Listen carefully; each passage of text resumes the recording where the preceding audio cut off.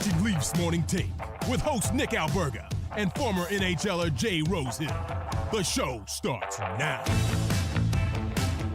We serve a variety of purposes here on Leafs Morning Take. Among them, we talk about the Toronto Maple Leafs, but we also remind you when it's Valentine's Day. What's going on? It's the Wednesday edition of Leafs Morning Take. It's Nick Alberga, my main man, Carter Hutton. What's going on, buddy?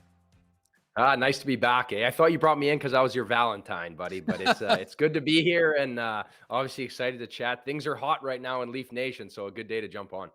Yeah, lots to talk about today, Huts. But again, I think a lot of people out there in this world need a quick reminder sometimes, especially if you're in the longer term type thing where it's like you sort of lose sight of the days. Then you creep up and you're like, oh, no, it's Valentine's Day. So, do you have any traditions that you keep in line on Valentine's Day? Any of them?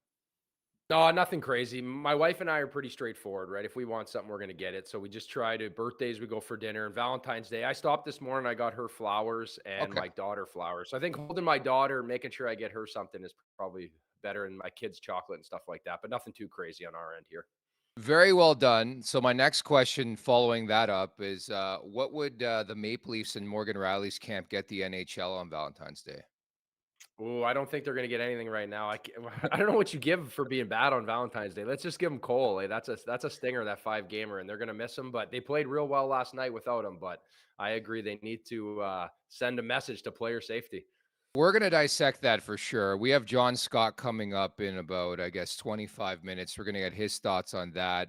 Rosie and I put together a video last night you can check out on the Leafs Nation 401, just breaking down the suspension. But I don't know. Initially, when I saw it, I'm like, maybe a couple games. It turned into 5 games. But I think the interesting part is that hearing last night in the post-game reaction thoughts from Sheldon Keefe that I guess Brad Treliving is going to talk today. Like, he's going to do a presser or a scrum or something. Like, I'm curious to see what this guy says. Like, what can he say? I don't think he's going to rip the league.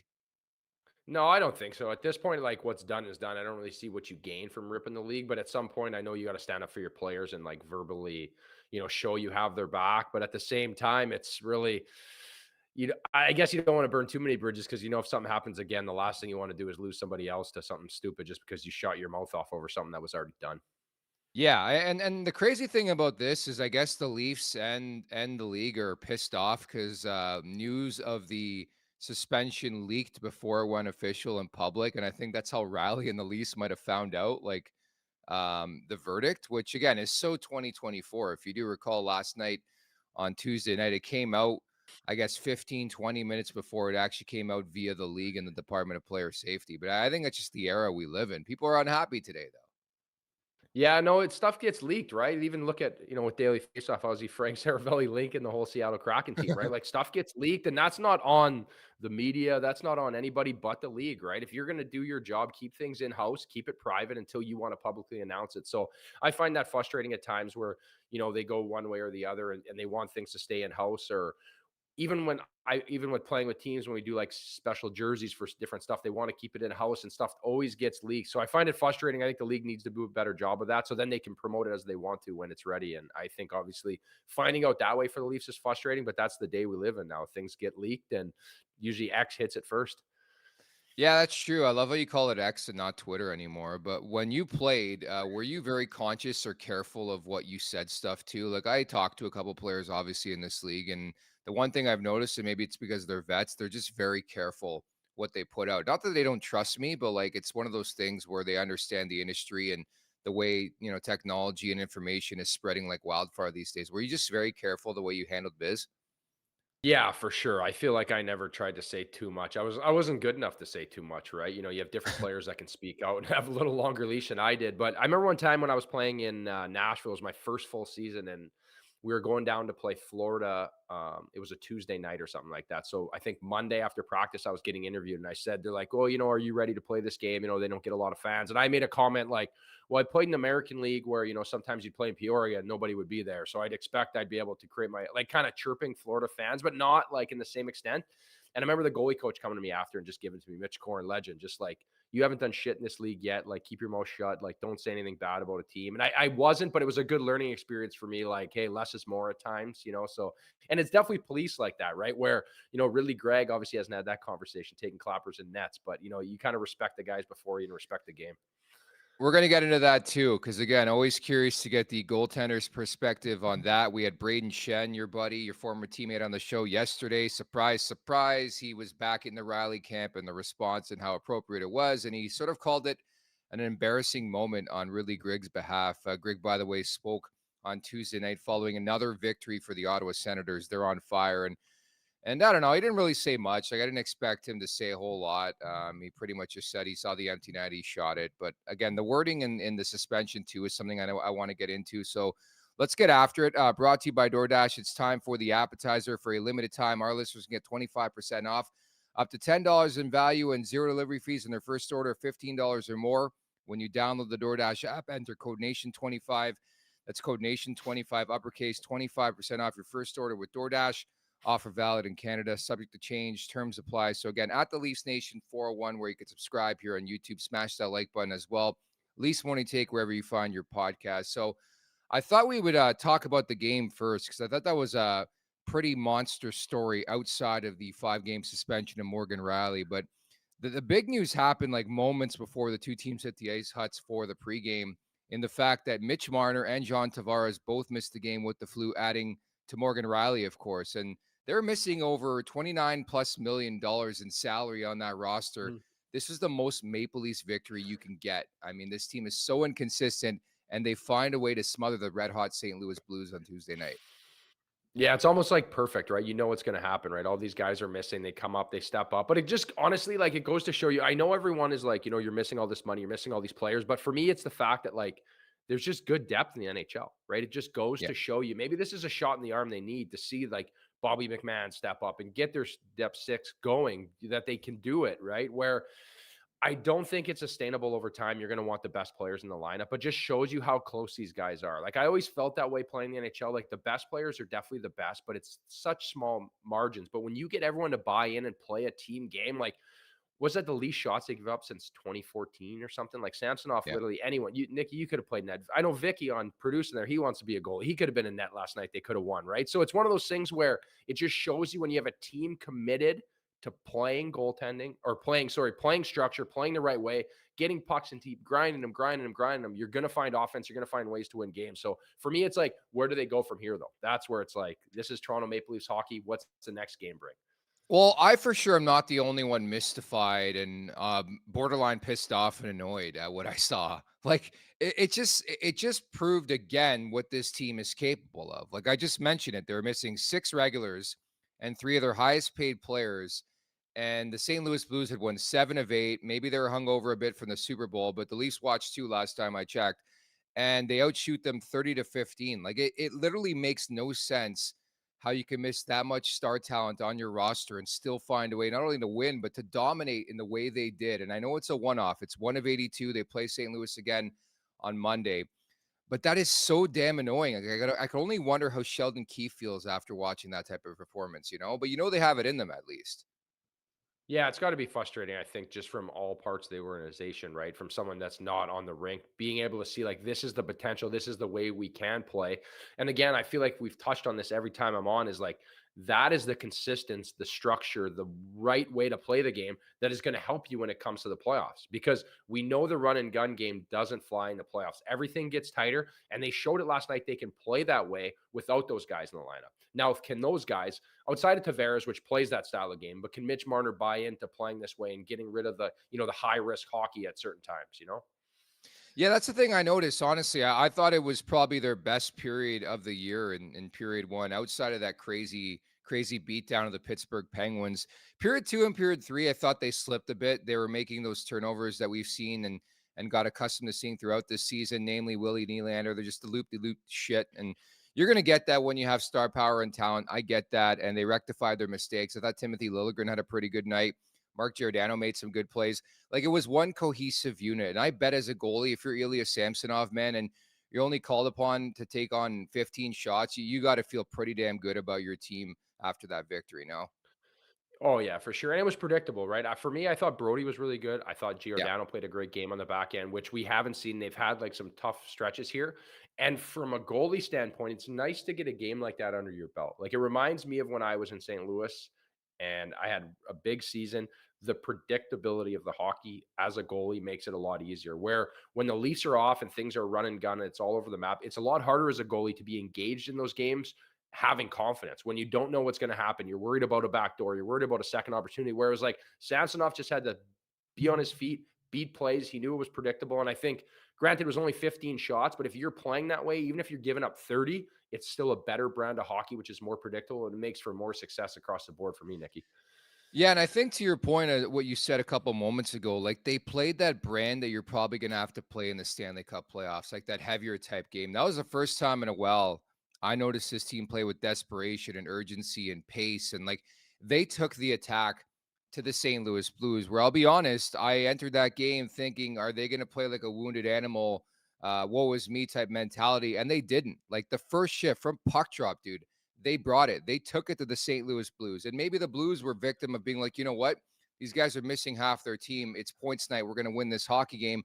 And credit to Toronto for jumping on them. But I like the fact that they didn't use the fact that they were missing Rielly and Tavares and Marner against them. They just went out there and worked really, really hard. I like that.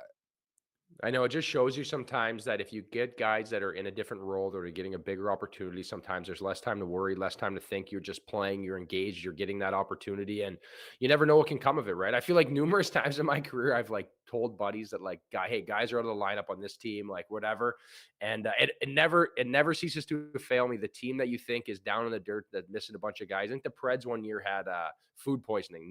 James Neal was texting me like, hey, everybody's out of the game. Telling my buddies they go into Dallas and they wax them 4-1. Where it's like if you were betting on Vegas, you would be like, what the hell are you talking about? But you give guys an opportunity. It just shows you, I feel like the development in hockey and like the skill level is very flat across the board. It's more of a bottleneck, like the guys that can get in and find ways to play, where you have those generational talents like Austin Matthews and Nylander, but the rest of the guys are so close. You get a big opportunity and they cashed in last night. It was nice to see, especially maybe giving a shot in the arm to that bottom six to be like, hey, we need you to help out. And that was a great way to do it.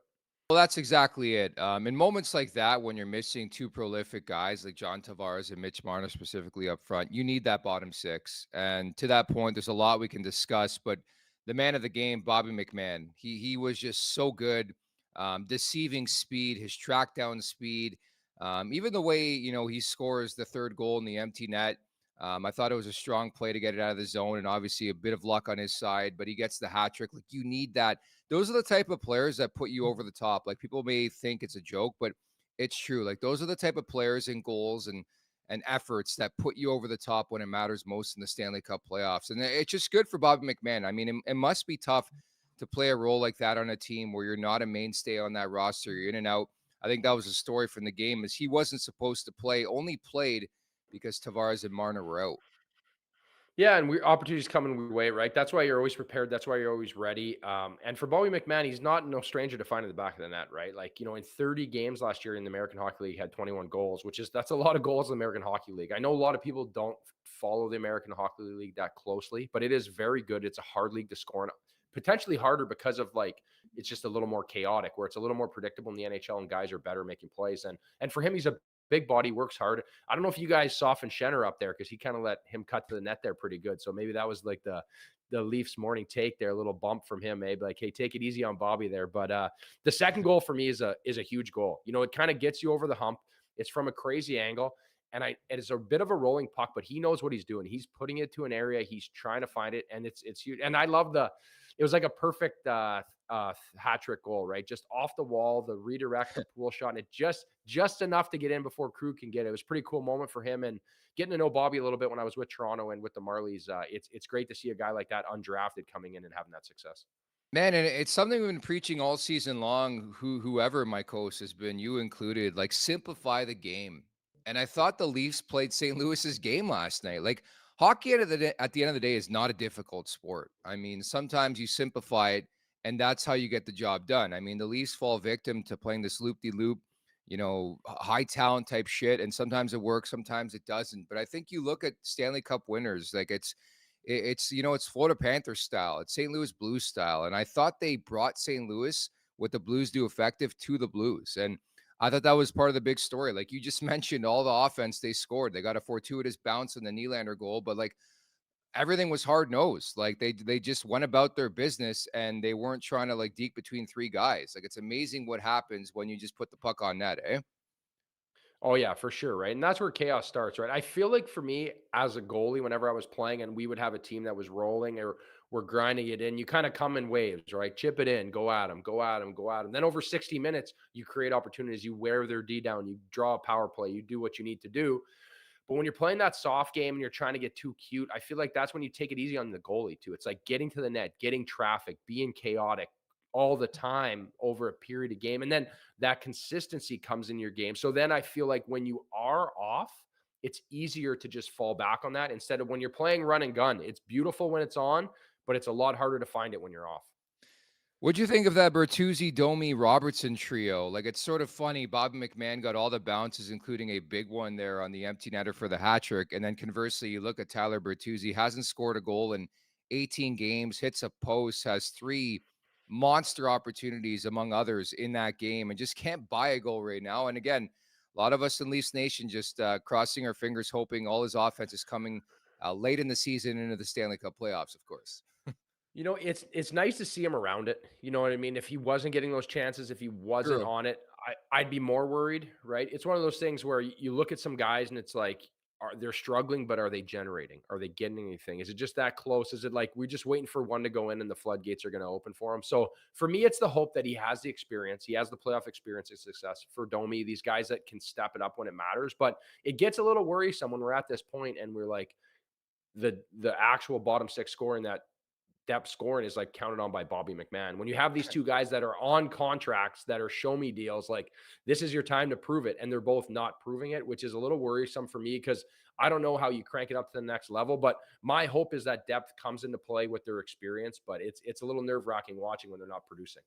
It's nuts. That's what it is. I mean, players come to Toronto and it's like they sort of forget how to do their thing and play their game. Like even Max Domi, nobody in that building thought Tyler Bertuzzi is going to pass that puck backdoor on the power play. Like Tyler Bertuzzi is not known for being a playmaker. That was an incredible pass, and then Domi just like put it in the Binnington. Like if you know what player's feeling it when he can't finish that. Like that was a wide open net, and I know Binnington's sprawled out and all that, but like those two guys specifically have not been able to find their groove all season long. And maybe you just chalk it up to another player or two players coming to Toronto and just can't find their way. Like it's just such a different market, right?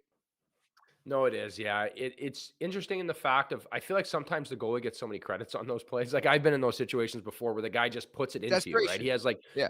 if it's a hot if that's puck is on Austin Matthews' stick, it's in the back of the net, right? There's just a little extra poise, a little extra patience. But to see them making the chances, see Bertuzzi getting that confidence going, it is a positive. But at the same time, like, is it the market? I would hope that guys like Bertuzzi and Domi have enough experience and enough like maturity and veteranship in the league to just be able to Mhm. get over the hump and deal with all that comes with it, the social media, the praise, the noise, the good and bad of it. So that's worrisome to me, I guess. But I also I have faith that these guys are big game players, and as it gets down the stretch here, they're going to be more impactful. But time will tell here.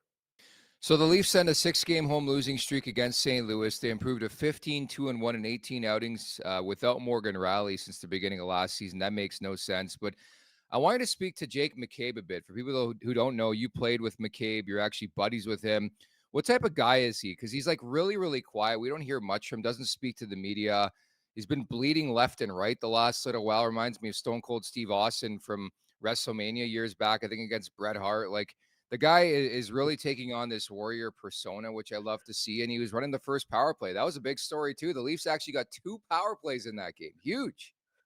Yeah, but Kaber's a great guy. He's more talented than you think than he comes on. He plays a hard-nosed game, very defensively responsible, and off the rink is a great guy. I feel like at one point I reached out about trying to come on here and he told me to Yeah. kick rocks. And like we're honestly good buddies, but it's just his thing. He doesn't do that. He just wants to play hockey. He wants to stay away from it. He's a guy that is you want in your dressing room. When I played in Buffalo, it was Kyle Okposo, Jake McCabe, myself, maybe Sam Reinhart, Jack Eichel, that were like the vocal guys. But for guys that were normal and like came to work every day, did their job, there's nobody better than Jake McCabe. He is a glue guy on this team and he shows it every night. He plays through injury. He's dealt with a lot of injuries over his career because he's fairly undersized for the game that he plays. but he is a warrior. Like, you even see him the other night when he busted up against Dallas, right? He's on the bench swearing at the ref. He's going, like, he is not leaving that game. He's going to try to make him pay the rest of the game. And that is stuff that instills in a team that doesn't have it, right? I see that. And that's like that old school, like, I'm going to work where this is not going to be a soft game. I'm going to make it hard every night on your hardest players. And in the room, he's an unbelievable guy. So I love to see him getting some recognition, because I know he takes some heat sometimes as well, but he wears it on his heart. And he's a good buddy of mine. It's just weird because I remember early on in his career, dating back to his time with the World Junior team, he was known as more of an offensive guy, like running power plays and stuff like that. And he's really morphed his game and evolved his game into more of a defensively responsible shutdown type guy. And that's happened over the X amount of years, the last couple of years specifically. And now he's running the first power play unit. We'll see how that fares. Obviously, a bit of a different look without Rielly, without Tavares, without Marner in that lineup. And the Leafs did not score a power play goal. But that was a development. They did get a power play after going for the second time in 50 games back on Saturday. Ironically enough, in that game against Ottawa, where they didn't receive a power play, there was one pending on the Matthews goal, but it's just, again, a bit of a head scratcher. Nevertheless, this segment is brought to you by Douglas, named Canada's best mattress on Canadian living. Douglas is loved by more than 200,000 Canadians, and they're backed by over 10,000 five-star reviews. Every mattress order comes with a free comfort sleep bundle, 2 memory foam pillows with pillow protectors, 1 luxurious cotton sheet set, and 1 mattress protector. That's a $650 value. Yours for free when you order a Douglas mattress now. Order today at douglas.ca/LMT, douglas.ca/LMT. So the news comes out on Tuesday night, I guess, just 30, 40 minutes before game time. 5-game suspension for Morgan Rielly. Let's put this in chronological order again, because you haven't spoken about it on this show. First and foremost, your thoughts on everything that transpired on Saturday, starting with Ridley Gregg shooting into the empty net.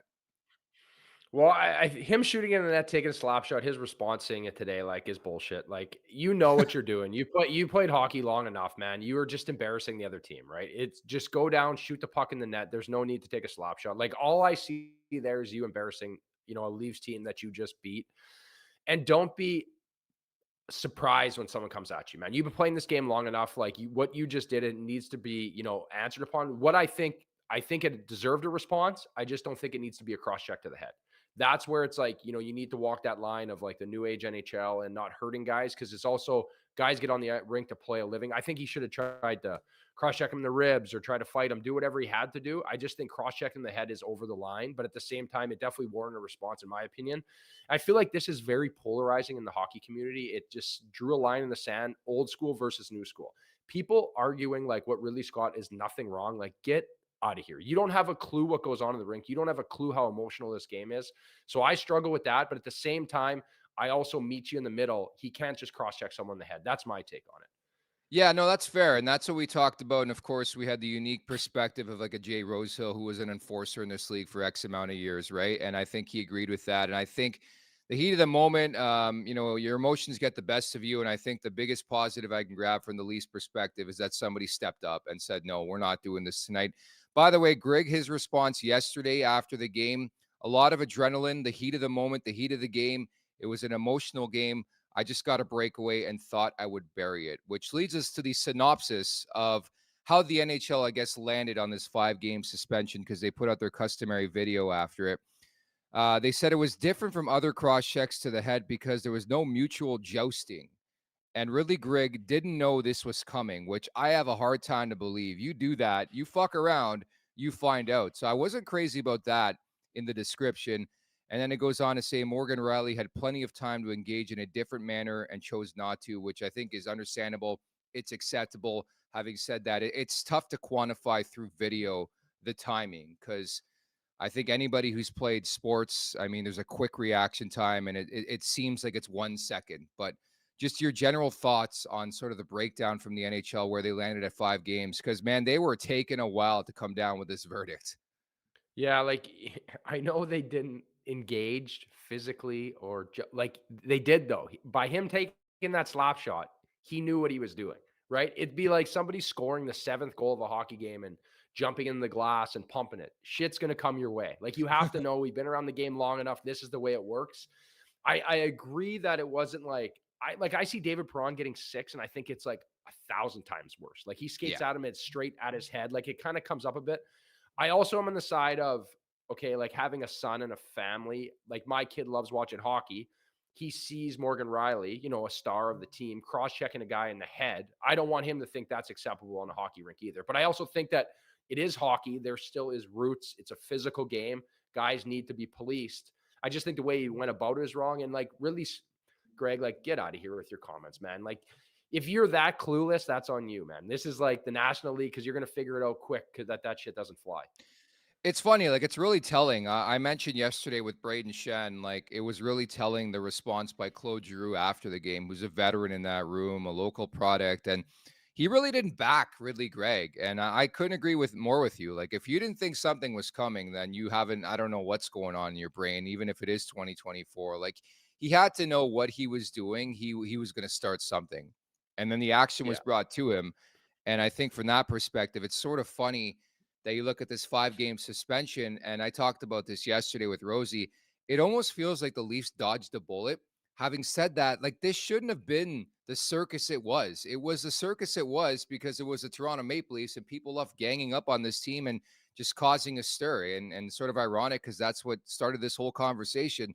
I think most people would have been content with 2 to 3 games, but it turns into 5 games. But in the big picture, Huts, I think they actually dodged a bullet because it felt like a point in time on Monday, and you always have to be careful with social media and media in general. But like the league was ready to throw the book at this guy, and then ultimately they landed 5 games, one less than David Perron earlier this year. Yeah, I thought like 2 or 3 games instantly. I thought just because like Yeah, the way it happened. It's Morgan Rielly. He's not like a vicious player. And then like I guess maybe because I understand the heat of the moment and the fact of like, yes, I think Morgan Rielly would be the first one to admit like, hey, I shouldn't have cross-checked him in the head. But like anyone who's played hockey or played the game at any level is like what he did was ridiculous. Right. For me, I touch back on like some of the leadership guys I've been with, like Shea Weber, for example.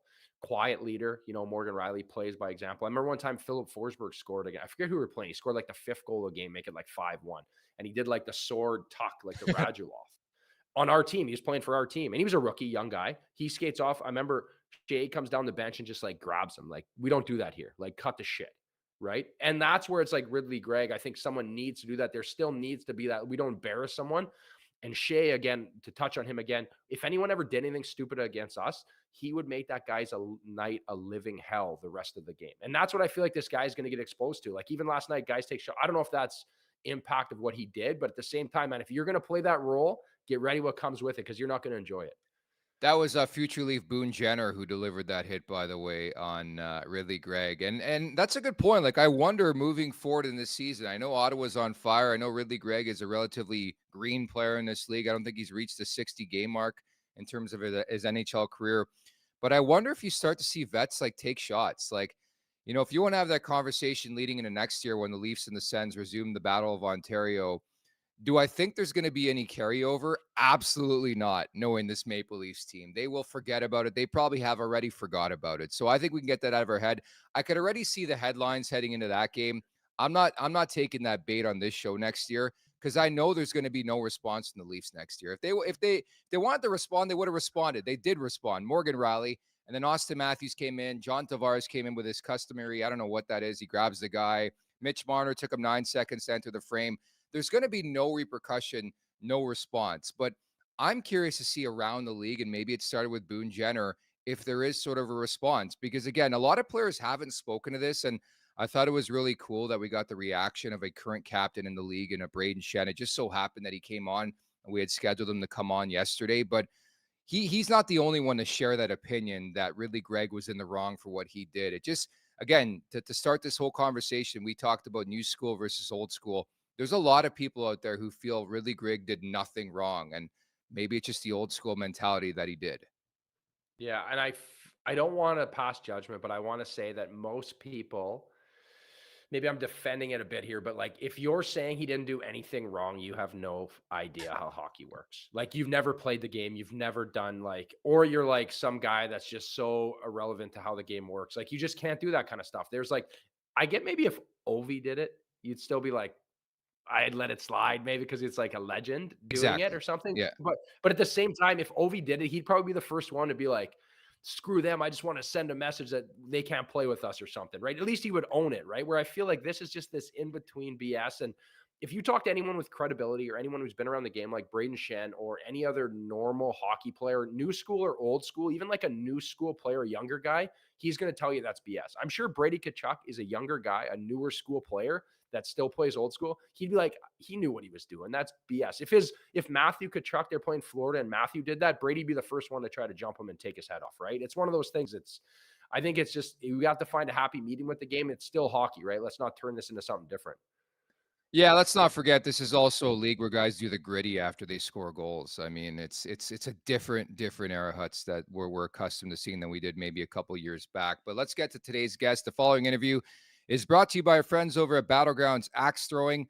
Unlock the ultimate birthday party team building event or have a great date night with your significant other. To find a location and book an outing today, go to battlegrounds.com.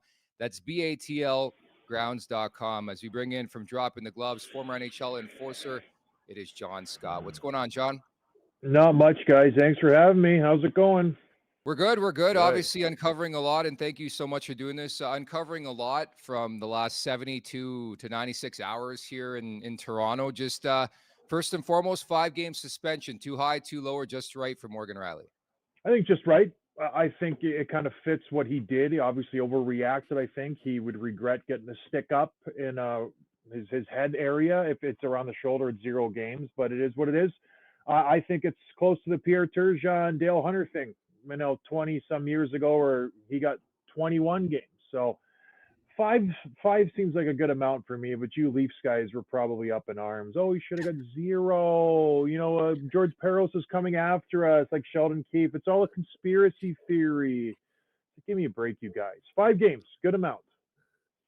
Yeah, no, I agree. I think it is the right amount. And I think if you talk to Morgan Rielly, he'd be the first one to admit, like, hey, like I just shouldn't have got him in the head, right? There should have been a different way to go about it. But for me, this is a touchy subject. I'm sure you got to be on my side here. What do you think he did taking that slap shot in that really Greg? Is that okay? Or is that a message like, hey, we're just trying to embarrass another hockey team? I don't know how you stand, Carter, but I loved it. I thought it was fantastic. This is a rivalry game. Ottawa Senators, like, you're at home, you want to make a statement win. You're on a little bit of a roll, and you're saying, this is our province. Come on, baby. We got to, win these games, and it's good for the rivalry. I loved it. I think it was a fantastic play. I know people are up in arms. It's not, it goes against the code. You got to respect your opponent's screw. No, you don't.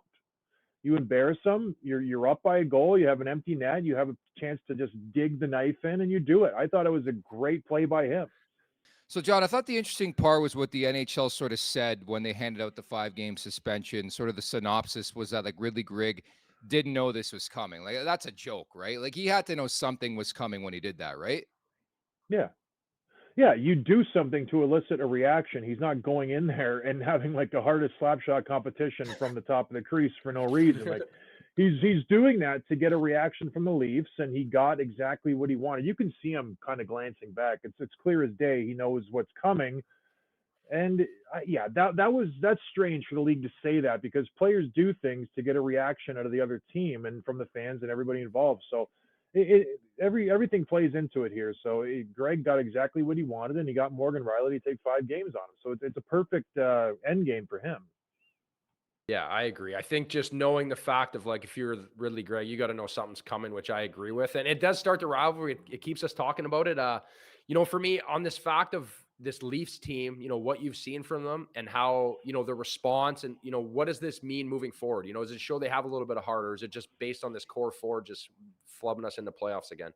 Well, I don't think anyone's ever questioned Morgan Rielly's heart. I think out of the whole, top group of guys who have been there a long time, he's been the one mainstay. It's like, this guy cares. Like, he really does care about the crest on the front, not the back. But I liked it. At least it's something, because if he doesn't do anything, we're talking about how much of a coward he is and how bad the Leafs are. They didn't respond when, they got embarrassed and, this and that. So he had to do something. I think he took it a little bit too far, but at the end of the day, this will be a net positive for Toronto. It shows that he's sticking up for his team. We won't be embarrassed, blah, blah, blah, all that crap. But it's a good response from Morgan. So we all agree it's an appropriate response. How could he have handled that situation differently? Obviously, I mean, he didn't think to cross-check a guy in the head, and obviously got paid for it with the 5-game suspension. But how would you have handled that situation? What would have made it a proper way to handle it? Well, you you probably try to get him head on, right? But he's skating away from you. It's a weird thing. You're following him. I would have probably grabbed him and then just started throwing. And it's funny how that would have been less of a suspension if he just drops his mitts and like attacks him with his hands. That's maybe a couple games, but you get 5 because he hits him with the stick up in the neck area. It's so weird how hockey that's okay, but you can't cross check him. But I can feed him his lunch for 2 or 3 punches before people jump in, and that's fine. So yeah, drop your gloves and chase him, I guess would have been the better answer. Yeah. I guess it's one of those things where it's policed, right? I guess the big take from them is like it was a non-hockey play in the sense of it wasn't live in action, where I disagree with, like you said, touched on really, Greg. He knows it's coming after he did that, warrants that response. And I feel like you played on the edge, right? Like this was part of your job, was being an antagonizer and protecting guys like that. Moving forward, anytime when you're on a team like this and you're trying to create a response like Rielly did, do you expect that? And you think that's going to help Ottawa moving forward as well? Yeah, this is a galvanizing thing for them. That was a big win. They beat Big Brother, and they're going to go ahead and hopefully, make a push for the end of the year. They're nowhere near the playoffs, and they did this last year where they had this late season push and they were playing meaningful games. But they needed something to kind of jar their team and jar their system and shake it up a little bit. So this is good for them, and they're a garbage team, Ottawa, this year. I don't know what happened to them, but they'll be this will be something they can hang their hat on at the end of the season. Yeah, we beat Toronto, and we really got under their feathers. This is a good thing, and they can take it for next year maybe. I don't know. No, I mean, as per usual, they're in line for the second half Stanley Cup in Ottawa. This is what they do. They have a shit first half, then they find their way. They miss the playoffs by 5 games. It's going to happen again. But I wanted to piggyback off that because that's a great point for Hutz to bring up. I think in this market in Toronto, we're looking for that galvanizing moment, and we're looking for the past and what's happened. Last year, the Florida Panthers, Keith Tkachuk called his son's team soft. Now, I wonder if the Leafs can use this sort of as a rallying cry, a galvanizing moment for a turnaround, a massive turnaround. Do you think they have it in them, or have we seen this song and dance from this team before? Well, like a turnaround how? All of a sudden they're going to be like a checking team, or they're going to change the way they play? I think we know who the Leafs are. I just think they have to put it all together in the playoffs. They obviously are in one of the toughest divisions in the Atlantic, where you're playing Stanley Cup contenders in the first round, unfortunately. So I don't know. Like, they have a great team. They're just running into an era where there are better teams, and hopefully, I always pick them, you guys. Like, I think they have great players, and they just can't seem to put it together in the playoffs. Like you mentioned, they run into a hot Florida Panthers team. They run into Tampa Bay, who's an absolute wagon, and it's just, who is it this year? Is it Boston? Is it Tampa? Is it Florida again? So I don't know. I just don't think they have it. But this isn't the group. What are you going to do?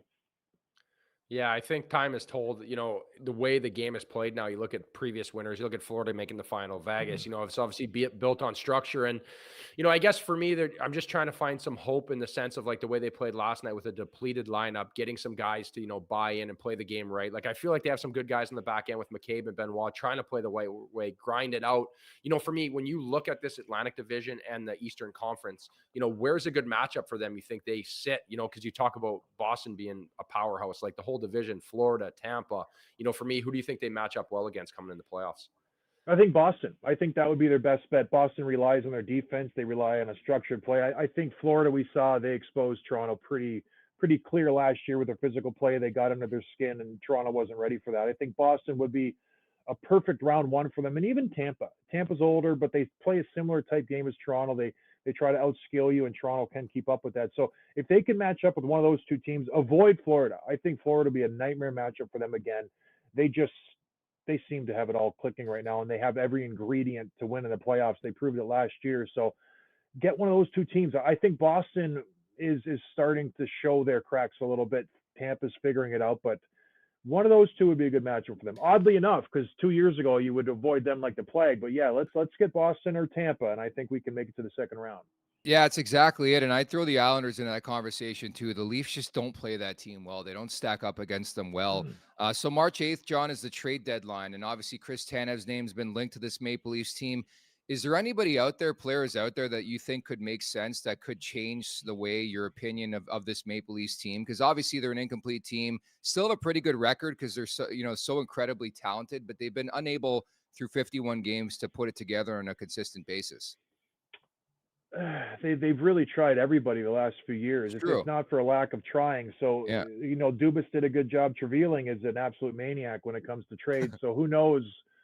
Maybe a goalie, a backup Carter. I think a veteran would be good there. I kick the tires on a Fleury, kick the tires on a couple other veterans, but it's tough. You're playing the numbers game at this point. Obviously, Tanev would be incredible. He would be the best option for them. But how much are you willing to spend on these guys, and how much can you make it work? But I don't know. They just they get everybody at the deadline. It seems like, and it doesn't seem to work. So we'll see. Yeah, it is an No, interesting point. I think when you look at this team, right, Huts? Well, what's your feel on the goaltending? Yeah, it's tough. I don't think anyone wants to give up too much for goaltending, right? Where for me, at least you have 3 guys in the hat. And that goalie, for me, looking back on it, if you don't have one of the top echelon guys, you're pretty much just playing the thing who can get hot at the right time. And I think for them, having Woll come back with Samsonov, hopefully over all the stuff he dealt with this year, and then a veteran like Martin Jones, it's how much you want to give up. For me, it's the back end, right? Finding some more predictable hockey. I'm sure, John, you could touch on that. I think as a goalie and good teams you've played on, when you guys have structure and you can create a consistent game, it makes life a lot easier on goalies. Yeah, when I build my team fantasy wise or just in my head, I want centermen and defensemen because that's who the goalie relies on. That's who the team relies on night in and night out. And I think the Leafs have a pretty strong, center core down the middle. I think they're doing okay there, but yeah, everybody wants more defensemen. I don't know why they didn't kick the tires on Zadorov or something like that, but who knows? You got Giordano. It's just boggles my mind that he's still playing for them and in the league. But yeah, go get Hannafin, get Tanev, get all those guys. Get Uyghur. Just take Calgary's defense. That'd be fine, and then we'll win a Stanley Cup. Right. It comes down to price tag too. And lastly, your thoughts on Phil Kessel winding up in Vancouver potentially, your old buddy. Look, I like Phil. I forgave him for attacking me, but I don't know how he fits in that lineup. I just watched Vancouver last night versus Chicago. They look pretty complete, and he needs to be like a top 2 line guy. Their third line's pretty deadly with Bluger, Connor Garland, and Joshua. He's not a fourth line guy. Like, he's not going to be in on the forecheck. So I just don't know where he fits. I would like to see him maybe go to a team that's looking for a top 6 position, maybe kick the tires on Edmonton, maybe find a team that's looking for Colorado, team like that, Vegas, who has some injuries up front. So I don't know. Good for him. Can we pencil Vancouver in now for a Stanley Cup Finals? Because Phil wins, man. Like, that's what he does. Yeah, and again, there could be a bit of a reunion here with Rick Tocchet and Rutherford and Alvin and all these guys. But the other one or two as we wrap is just like, Kessel hasn't played a game in a long period of time. Now all of a sudden he's going to move on a moving train here. That's going to be my intrigue with me, but we'll see what happens there. You guys, like, if I know Phil, he's been busting his ass for the last 3-4 months, like in the gym, relentless training, cardio, weights, plyometrics. True. If I know Phil, that he's going to come in jacked. So I have no issue with his condition right now. He might be too in shape, if that's possible. Yeah, but there's such thing as like being in shape at the gym, but also like playing shape though, right? Oh, he's been skating like an animal, Nick. He's probably 4 or 5 hours a day. You kidding me? Just waiting, salivating. So he's gonna take off. He's gonna kill it. We love you, John. Thank you so much for your time today. Appreciate it, and we'll talk down the road. Okay? Maybe we'll see you guys. But yeah, thanks for having me on. This is great. Have a good one. Thanks, John. Thanks, buddy. Oh, he's awesome. John Scott from Dropping the Gloves, and had to get his thoughts there on Phil Kessel. I just that's all I could think about. I saw Phil Kessel's name come across the wire. I'm like, I wonder how John Scott feels about that. And then how old is Phil Kessel? This guy is still around. I know, crazy. He's one of those guys. He is kind of a genetic freak, though. He is. Like, he doesn't look the part. Like, when you jump in the shower with him, I play with him in Arizona. Like, you're not worried about anything. But then you see him in the gym, and you see the way he can maintain. He's strong, man. He is a genetic freak. But like he touched on, though, he is a power play guy. Like, he wants his cookies. He wants to play. So I don't know where he fits on that team, but I would love to see him back in the league. Phil Kessel is good for the NHL. Yeah, I think so too. And I think to your point, I knew his trainer. I still know one of his trainers. And that's the one thing he told me. He's like, this guy's a freak in the gym. And I'm like, dude, that makes no sense. Like, he's got a pot belly, but he's like, man, he's a freak. And he's one of those guys who's just good at every sport too. So it's just one of those things that happens sometimes in life. Like he was just given the talent, and we'll see if Phil Kessel does end up signing with the Vancouver Canucks. And again, many thanks to John Scott for dropping by the show. The following segment is brought to you by Charm Diamond Centers. Get custom ring building delivered in less than 4 weeks with the Charm Masterpiece Program and an unbeatable pricing policy. For more information, go to charmdiamondcenters.com. Let's take our weekly look at the standings here in the Atlantic Division. I think the good news last night, Detroit lost. They got pumped by Edmonton, a 6-point night for Connor McDavid, 6 apples. The guy's an absolute freak. And then Tampa, man, they've just been consistent the last little while. They got Vasilevsky back. You could speak to the importance of having the big cat back in the lineup, but they find a way to win via the shootout against the Boston Bruins on Tuesday night. Yeah, I caught that overtime live, the Bruins Tampa after the Leafs game, and he made a save in overtime on Marchand. I was like, oh dear, like he is back. And then I watched the shootout. He was lights out in the shootout, just like so poised, so big. Like it just felt like, and it kind of gave me instant like fear of like, oh God, like this is a team you don't want to meet in the 7-game series if Vasilevsky gets going, right? So Leafs are in a good spot right now. It was a good thing he touched. And I think Tampa Bay is a little older, but like with a goalie like that, man, he is one of those guys that is in a small handful of goalies that are game changers every single night. And that's a team that I would be scared to play if Vasilevsky gets going. The Betano wrap-up is presented by Betano.ca. The game starts now, 19 plus. Please play responsibly. Major announcement, Betano is the official partner of Copa America 2024, taking the beautiful game to new heights in the Americas. Join Betano on their journey of passion, unity, and unforgettable football moments. So just 3 games on the slate in the NHL tonight. We see Connor Hellebuyck's going to start for Winnipeg against San Jose. I would look at the under in that game. I know it was all over the over last night between the Leafs and Blues, but that went to bed as soon as Marner and Tavares left the lineup. I'm like, that ain't happening. And I thought Binnington made some big-time stops in that game. And the other thing I like in this game is the shot prop tonight for Sidney Crosby against the Florida Panthers. I did some digging. He has 200 shots in 49 career games against the Panthers, 9 in 2 outings this season. So I like over 2.5 or 3.5 shot prop for Sidney Crosby tonight on home ice against Sam Reinhart and the Florida Panthers. Anything you're looking at? Yeah, I like Sid the Kid at home too. That's a good pick by you. Yeah. I just think this Winnipeg team is going to run this Sharks team over tonight. I would take them in regulation, minus 1.5, whatever. Even buy the alternate line, get it to 2.5, because I just think they're going to pound them. But I also like Minnesota tonight in Arizona. Arizona's reeling a little bit. I don't think Ingram's I think he's lost that special sauce. So it'll be interesting because it's a huge game for Minnesota as they need to keep finding ways to try to win hockey games here as they make a push. Yeah, this is Matt. Like I'm on Minnesota too, and I think the cream usually rises to the crop or to the top, I should say, to quote Macho Man from back in the day. And I think teams that need to win are going to start winning here. So I think a team like Arizona obviously is middling a bit, and they're going to probably miss the playoffs here. It was a great story in the first half, but not so much here in the second half. So Huts, we'll leave it at that. We're back in the mix tomorrow. Craig Button from TSN is going to drop by. He's had some hot takes earlier this week. Yeah, my boy Craig Button. So it'll be awesome. It's kind of cool going back to back. I usually don't get starts like that, so it's nice for you to let me do this back to back, Nikki. Give me my chance, baby. Huts, as better than most people, analytics do not favor back-to-backs for starting goalies. You're our starting goalie here on Leafs Morning Takes, so I don't know what kind of effort you're bringing tomorrow, buddy. We'll see it. I'll be jacked up. I'll maybe get loose tonight, have a nice pregame meal, and then tomorrow I'm just going to jack up on caffeine and come in hot for you. Yeah, and I think the fortunate thing too, it's like an Ottawa Montreal back-to-back, right? So you're not traveling a lot. You can't use excuses when you get lit up tomorrow, right? Yeah. I got every excuse in the book. I've been using them for years. I was screened. It was tip. It wasn't my fault. I used to do that in the American League because they had one camera way up in the nosebleeds. But then the NHL, they had 12 different views with super slow-mo. They could see my eyes were closed as it went by me. Yeah, it's a tough look. But Marty Brodeur probably laughs at that shit because back in the day, he played like 65 times a year and did pretty damn good for himself. But a different era of goaltending in this league, and these guys can't stay healthy. I'm watching Detroit and Edmonton last night, and Ville Husso hurt again, which leads me to believe maybe they come back too early. Maybe a conversation for another day. So we'll leave it at that. Thank you to everybody in the chat. You guys are fantastic. At the Leafs Nation 401, John Scott from Dropping the Gloves, former NHL enforcer, for dropping by the podcast today. Again, Jay Rose will be back on Friday. We got Craig Button tomorrow as we tee up the Leafs and the Philadelphia Flyers. So again, that's Carter Hutton. I'm Nick Alberga, and thank you to producer Vic. We'll talk on Thursday. Happy Valentine's Day.